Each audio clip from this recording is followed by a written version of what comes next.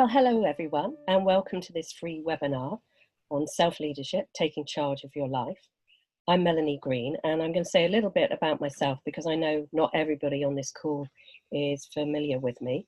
I'm an occupational psychologist, and I run my own training and coaching business, Inspire Transformation. I've been doing that for about 27 years now, and I work as a coach, trainer, and workplace mediator in all different types of businesses.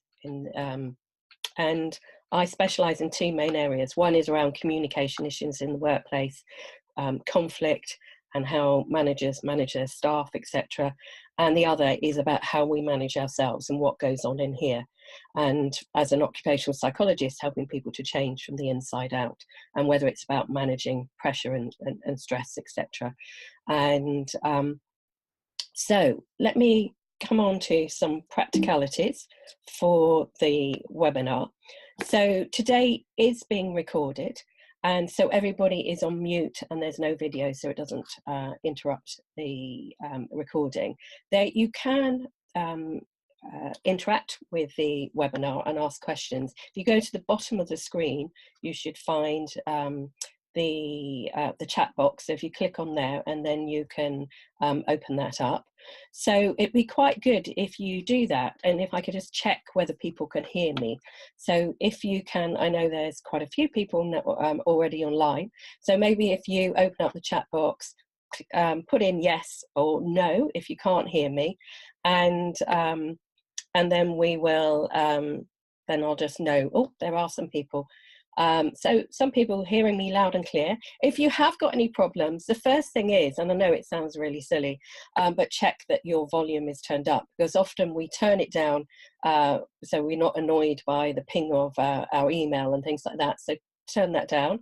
But if you're having any other problems, it helps to log on and log off and then log back on and again, and sometimes that rectifies it, but it sounds like everyone can hear me loud and clear. So hopefully that you will. I sent through this morning a worksheet. It's not essential, but I just thought it might be quite useful for you to take notes as you're going through this webinar to help you get the most out of it. It's going to be about 30 minutes, and but I will stop at certain points and ask you if you've got any questions. If you are calling in, which some people are, then if you do have any questions, email me after the webinar and I can answer them via email. So let's move on to, first of all, before we get started, I just wanted to say, in case you have to dash off somebody somewhere, is that you can sign up via my my new website. It's a website and an app, so it's called a WAP.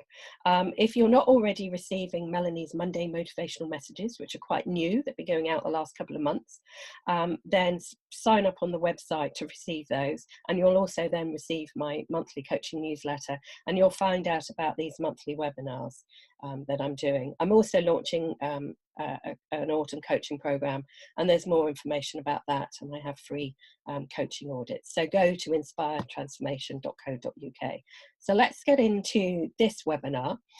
We're going to look first of all about how do you react when you're facing challenges, and then what do self-leaders do, and also different approaches to self-leadership, and we're going to focus on 3 in particular today, and also look at your next steps. What is it that you want to do to become more of a self-leader?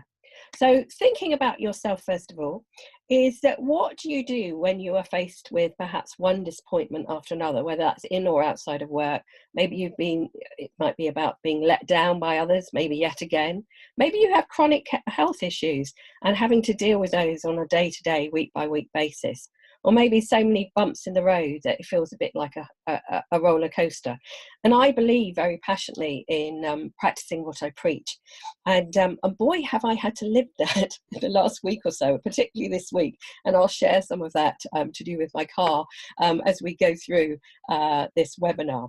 So let's think about it, is that when you face some of those challenges, do you just give up? Do you get depressed? Do you get feel down? Do you get frustrated, angry? Do you want to cry? Do you moan and complain? Or maybe do you ask for help? Do you get determined? Do you learn from those experiences? Are you kind to yourself? Do you cut yourself some slack? And do you kind of pick yourself up and take action? So what do self-leaders do? Well, they do all of the above. They're not superhuman. They don't have everything sorted. They hurt. They have emotions. They get stuck. But what they do is they bounce back. They're resilient. They're flexible. They're tough, they're adaptable, resourceful, etc. They persevere. And so let me just give my example today, or this week, of self-leadership. So last week, my car had an MOT, which it passed, and it had a service. And my great mechanic said, it's not sounding right. He said, I think one of the valves isn't working, or not, firing all cylinders, so to speak. And he said, I'm going to get a colleague to have a look at it, because he specialises in this type of engine. And on Monday, the colleague came and had a look at it, 3 hours, tore the engine apart, and found that something had got in there, ricocheted off of everything else, and damaged just about everything in the engine. So the engine's a write-off, and basically, because the car is fairly old, the car's probably a write-off as well.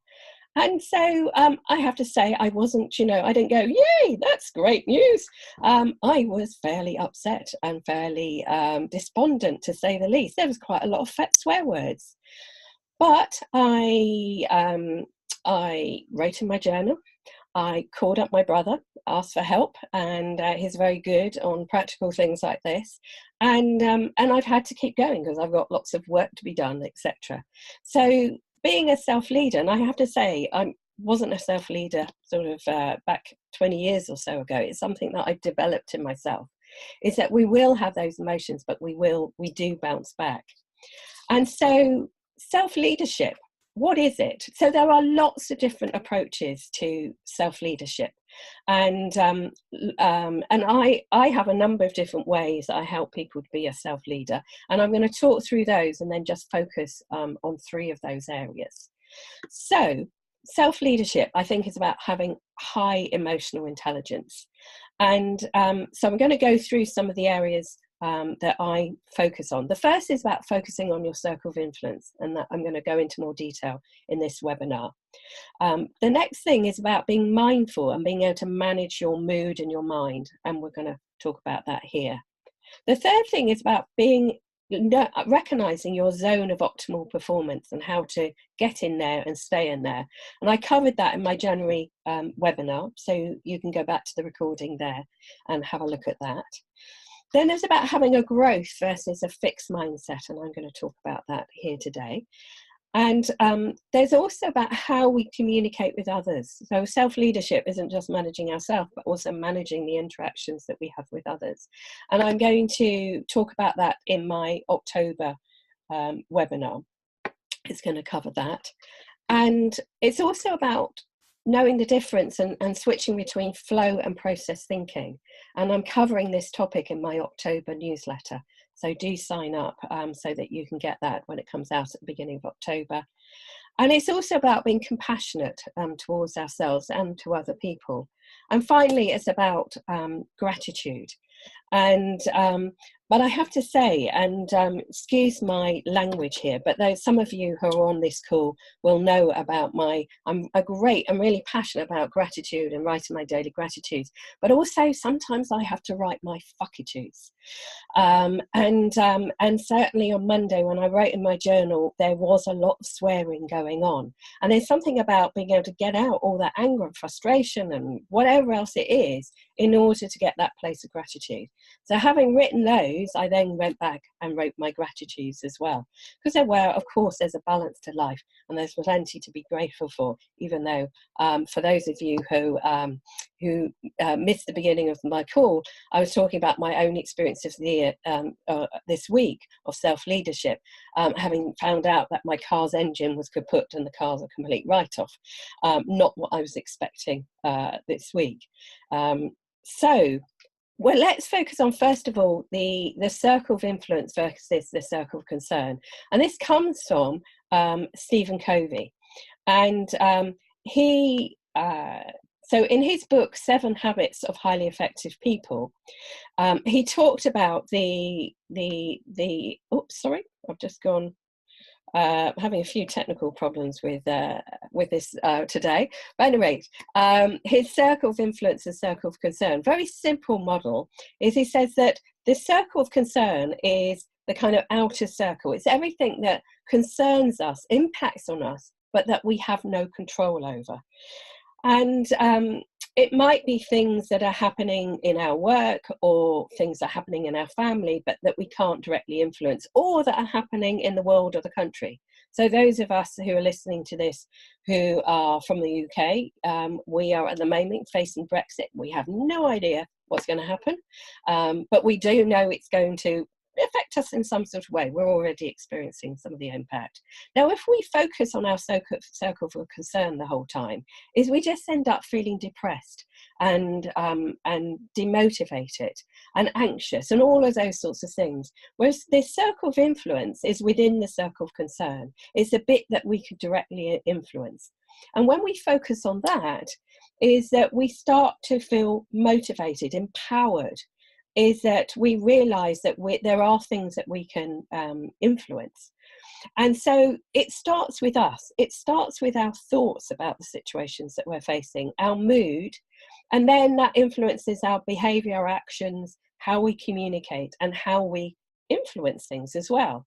And so when you focus on that circle, is it can expand. It's never going to expand to encompass the whole of your circle of concern, but unless you become the master of the universe, it's just not going to happen. But you do start to expand. So whenever I kind of start to get despondent about things, and I was born as a kind of taking after the pessimistic side of my family, is that I've changed a lot, and I can look at the glass half full, but occasionally I go back to that. I then remind myself, and this is part of self-leadership, go back to your circle of influence, Melanie. And so you might want to think about what's in your circle of concern, what's in your circle of influence, and focus on the latter. And so the second point I want to talk to is linked to that circle of influence, is about managing your mind and your mood. And there's a great quote from Nichiren Daishonin here, which who was a 13th century Buddhist monk, and he said, "Become the master of your own mind rather than let your mind master you." And frequently we let our mind run away with ourselves, and our thoughts to run away with ourselves. And so there are a number of different ways of doing this. And in my November webinar, I'm going to talk in much more depth about managing our mood and mind. But just here is one of the things is being mindful. So I've been reading a lot about neuroscience over the last few years. And there's one neuroscientist who was saying, we all need to be mindful about what's going on up here, because how can we manage this if we're not really aware of and thinking about our thoughts? So I have a mood map that I can email to people afterwards, is that that I get my coaching clients and my training clients to use to check in with themselves, maybe first thing in the morning, and thinking about, well, what is my mood? What's my mood today? And behind any negative moods, what's the thoughts? And then you can challenge and transform those negative thoughts. So that's one thing you can do. The other thing is about being in the here and now. And another thing from a neuroscientist who carried out some research, and they were saying that 80% of the time, most people are in the stories in their head rather than the here and now. And that's fine if those stories are positive, although you still might want to be in the here and now a bit more. But too often, those stories are really negative, and we're either worrying about the past or worrying about the future. And so bringing ourselves back into the here and now can help to master your mind and your mood. And I think it's recognizing that you have a choice. There's a great quote here from Viktor Frankl that when I read it about 25 years ago, it was one of those light bulb moments. I was not a self-leader then. And Viktor Frankl, if you aren't aware, he was a concentration camp survivor, also a psychotherapist. And he says that everything can be taken away from a man or a woman, but one thing, to choose one's attitude in a given set of circumstances, to choose one's own way. Now, he thought that when he was in a concentration camp. And when I read that, I thought, wow, if he can take that attitude when he was in that sort of situation, I can definitely do that in in what I'm facing day to day. And it's recognizing that we do have a choice at any moment. And we can choose to worry, or we can choose to go down the feeling of gratitude and joy. And now I know it's not that simple. I'm somebody who I was so anxious. I was a glass half empty person. And it is about using techniques on a regular basis that actually rewires our brain. And this is what neuroscientists have found out, that using very simple techniques is that rather than if something goes wrong, like your car completely packs up, and it's a write-off, is that in the past it would have just haunted me through the whole week. I would have probably lost sleep about it, etc. Rather than using simple techniques to actually get a different perspective on the situation, doesn't mean that I'm not happy with it, but it's not overcoming me and my week. So it's recognizing that we have the choice. So we've talked about focusing on your circle of influence, and also about managing your mood and your mind. And so I'm going to go on and talk about the growth mindset. And I think after that, I'll then pause and see if anybody has got any questions. So to move on to a growth mindset. So the growth mindset comes from, I nearly said it wrongly, Carol Dweck's work around growth and fixed mindset. And she's got a great TED talk, so it's worthwhile having a look at that. And she says that, research is showing that far from being simply encoded in our genes, much of personality is a flexible and dynamic thing that changes over a lifetime and is shaped by our experiences. And we're aware that our early experiences influence who we are today and have shaped our personality. It's not just our genes, but also it's recognizing that what we do now can change our personality. And as I've said, I've gone from being a glass half empty person to a glass half full. And it's using very simple techniques to change things and to rewire our brain. So we don't always, when things go wrong, is react in the same way. We can react in a different way, and we can have a growth mindset. So I want to say a little bit more about what is a growth mindset. How is it different from a fixed mindset? And if you look at this and you start to think, ooh, actually I fall into the fixed mindset, that's fine. Or sometimes, we're only humans. Sometimes we fall into that fixed mindset. It's something that I'm constantly developing myself, is that growth mindset. And I think the whole education system very much trains us in a fixed mindset way of it's kind of pass and fail. Some people are good at things, some people aren't. And I know that certainly in the UK and in the US, there's certainly a lot of primary school education is trying to develop growth mindset in students. It's not necessarily filtering into the secondary education over here.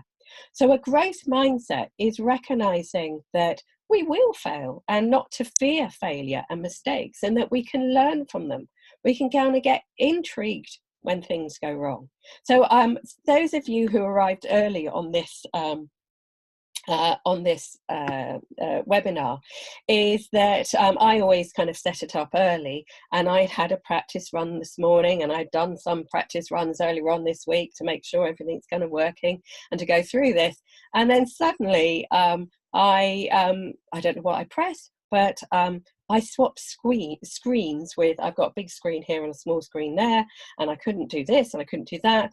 And I need to go away and learn about that. Now, I could beat myself up because some people who are on this early were probably witnessing me kind of going, oh, like this, and then I couldn't kind of do this or that. And then I was afraid to turn off my camera, so you saw me sat there for quite a few minutes because I thought, what if I turn off my camera and I can't switch it back on again? We're living and we're learning. Is that I've done a number of these webinars where there's always surprises, I find. And that's a growth mindset, is like not to beat yourself up, is actually to kind of to continuously recognize that we live and grow and when we make mistakes. And also it's this thing about that, actually, that effort, by making effort and changing our attitude, is that we can increase our performance. And it's not just about learning when we're learning something new at work or outside of work, but it's through everyday life. And it's also recognizing that feedback can be useful. And it's something that I've learned myself, is that now if I get negative feedback or somebody kind of disagrees with me, is that I might have a gut reaction, but I take a deep breath. I kind of come into the here and now, and I ask some questions about it. I want to learn from it. And so it's, those are the things around being having a growth mindset. So how do you develop a growth mindset? So you might want to ask yourself some of these questions, not necessarily all of these questions, so maybe not every day, maybe it's once a week to ask yourself, is that to ask yourself, what did I learn today? What have I learned this week? What makes, mistakes have I made? And how can I learn from those? What sort of new strategies do I need to have? To maybe it's in the workplace, or maybe you've got a difficult relationship. I was running yesterday. I was in London running a workshop around resilience, not just in the workplace, but in life. And a number of people have got teenage children who are on the course, and they were saying, lots of difficulties outside of work as well as inside of work. And so it might be about finding new strategies about how to handle those difficult relationships. And we all need new strategies. If we continue to do the same thing, is that the world is changing. If you talk about the world of work, artificial intelligence is going to change. Brexit might bring about changes. Lots of different things. And certainly for me, I've been running my business for 27 years. If I ran it, and if I, what I do with my clients has radically changed. How I market myself has changed. If I use the same old strategies, I wouldn't be here today.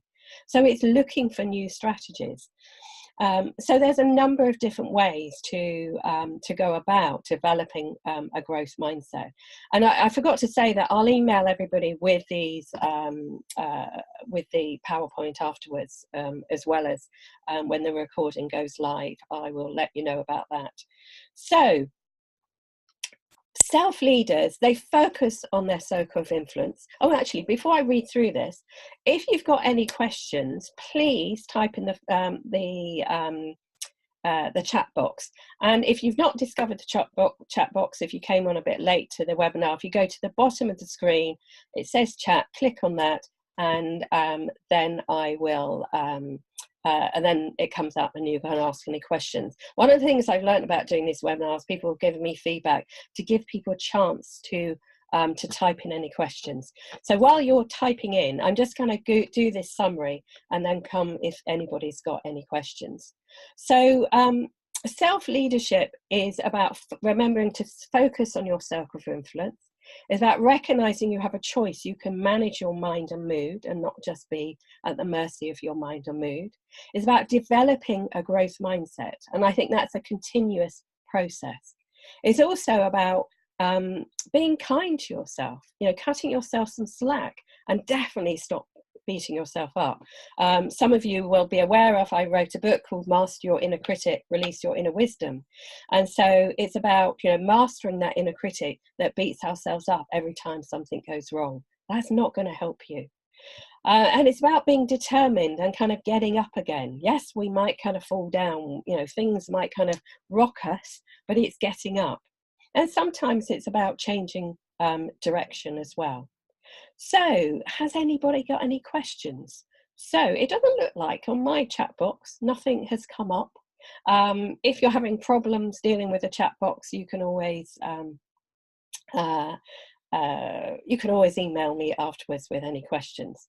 So, to get you thinking about your next steps in terms of developing your self-leadership.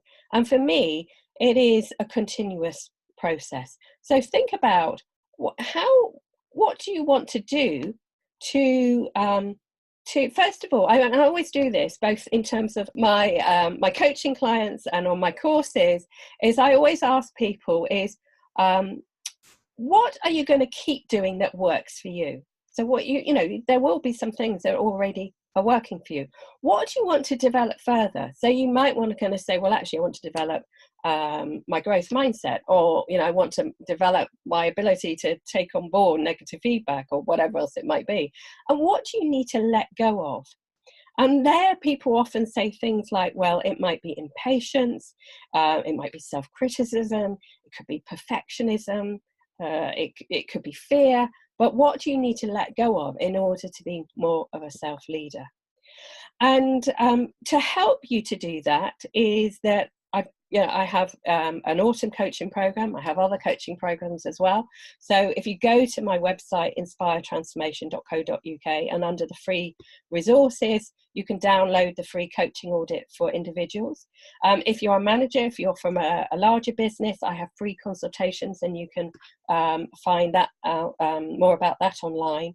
And also, if you've enjoyed this and you want to find out more about my free webinars, and also receive my monthly coaching newsletter, which I've been writing since 2006, but also my recent Melanie's Monday Motivational Messages, or MMs for short, and they're very short. And so in fact, I saw somebody networking yesterday evening, and he said, I love your motivational messages. He said, because with newsletters, they're longer and you tend to put them aside. He said, but they're so short, you just read them straight away. And he said they're a great way of starting every week.